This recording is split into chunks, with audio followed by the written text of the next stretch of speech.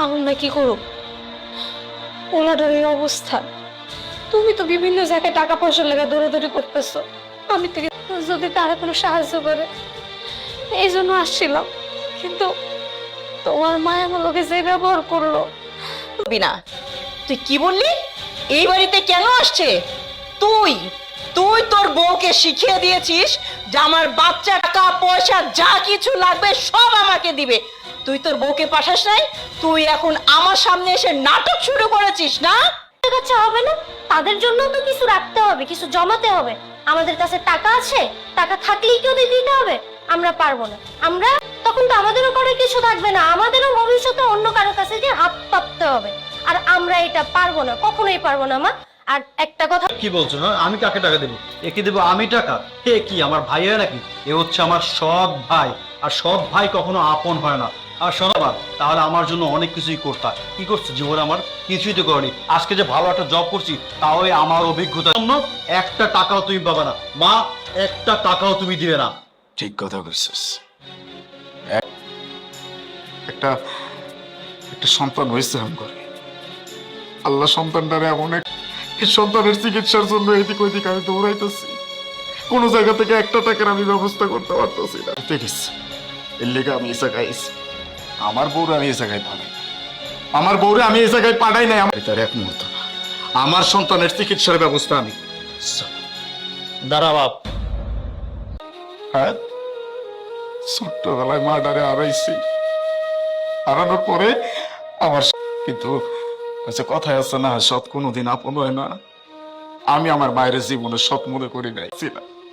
আমার লালন পালন করা তো অনেক দূরের কথা, এই মানুষটা কোনোদিন আমার তার সন্তান হিসেবে পরিচয়।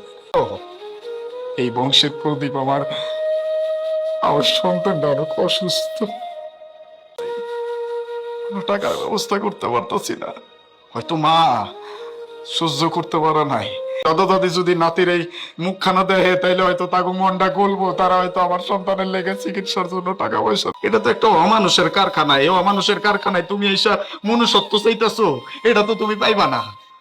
ঠিকই কইছো আব্বা, আপনার পোলা ঠিক কইছে। আপনার ওটা বাচ্চাটা হয়েছে, আমি খুব খুশি হয়েছে। কিছুদিন পরে বাচ্চার একটা কঠিন রোগ হয়, চিন্তা করলাম যে আমি এই বাড়িতে আসি। আপনারা তোর দাদা দাদি ওনার সাথে আপনার মুখ ঘুরে থাকতে পারবেন না, তাই অনেক আশা নিয়ে আপনার কাছে আইছিলাম। ভাবছি আমার যে এরকম করবে আমি বুঝতে পারি নাই। আমার ভুল হয়ে গেছে, আমি আমার স্বামীর আদেশ পালন করিনি। আমার স্বামী আমার চাই নাই যে ওর জীবনটা যেভাবে গেছে আমার বাচ্চার জীবনটা ওইভাবে যায়। আমি চাইছি আমার আশাটা করে হয়তো আমার ভুল হয়েছে, আমার আপনারা মাফ করে দিয়ে। যা করতে হয় আমি করবো, তারপরে তোমার মতো অমানুষের কাছে আমি কোনোদিন আসবো না। এই বাড়িতে যদি সর্ববারে আমি আমার দাবি নিয়ে খারাইতে পারো, সেই ইচ্ছা আমার নাই। যে জায়গায় আমার কোনো মান সম্মান, কিন্তু এই জায়গা থেকে আমার হক আদায় করতে পারো। ওরে আচ্ছা আচ্ছা, এই তাইলে কথা না? শুনো, ও কি বললো? ওর নাকি এই বাড়িতে অধিকার আছে। এই ছোট লোক, তোর এই বাড়িতে অধিকার ঠিকই ছিল, তোকে এই বাড়ি থেকে তাড়িয়ে দিয়েছি। ঠিক সেই দিনই এই বাড়ির অধিকার তুই হারিয়ে ফেলেছিস। আজকে নতুন আমি যতদিন বেঁচে আছি, তোর বাবা তোর কোনো অধিকারই এই বাড়িতে দিতে পারবে না। চুপ! আমি বোমা পেয়ে গেছি। তুমি অনেক জ্বালা যন্ত্রণা দিছ এই ছেলেটারে, সতীনের পোলা কইয়া বাড়ি। এই পোলা তোমাকে লেগে কি না করছে, কি না করছে? এই যে তোমার পোলারে সবসময় সতীনের পোলা কইয়া বাড়ির থেকে দূর দূর করে তাড়াই দিছ। আজকে আমার বৌমা কোলে একটা সন্তান নিয়ে বাড়িতে এটা পর্যন্ত তুমি দিলা না। এই বাড়ির সম্পদ সবকিছুরই মালিক আমি, আমার সম্পত্তিতে। বাবারে, আমি তোর মনে অনেক কষ্ট দিছি, তোর কোনো কথাই শুকে চাইয়া আমি তোর কোনো কথা শুনলে দূর দূর করে বাড়ি থেকে তাড়াই দিছে। আজকে বৌমা তোর সন্তান নিয়ে আমার বাড়িতে আসছে, আমি দাদা, এটা হলো আমার বংশের প্রদীপ।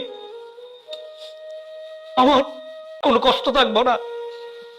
এই নাতির চিকিৎসার জন্য যত টাকা লাগে। আমি অনেক খুশি হয়েছি আব্বা, আমার পোলার চিকিৎসার টাকা দিতে হইব না। আরে কতদিন ধরে খুঁজতেছিলাম, যে মানুষটারে আমি ছোটবেলায় দেখছি। আমার বাপে এই পুরা গ্রামে আমার মায়ের যা কইছে আমার বাপে তাই করছে। কতবার যে আমি ঘুরা তাকাইছি, আমার বাপ কোনোদিন মুখ খুলতে পারে নাই। আজকে যে তুমি মুখ ফুটা কইছো আব্বা, আমি কি কইলি? তোর জন্য কিচ্ছু করি নাই। আরে একটা মানুষের ভিতরে কোনো মানুষের জন্য কিছু করলে নাকি এটা আবার কইতে হয় না। আমি কইতে চাই না, নিজের মনে নিজে প্রশ্ন করে খুশি, অনেক খুশি। বাবারে, এখানে দাঁড়ায় সময় নষ্ট করে লাভ নাই, চল নাতি।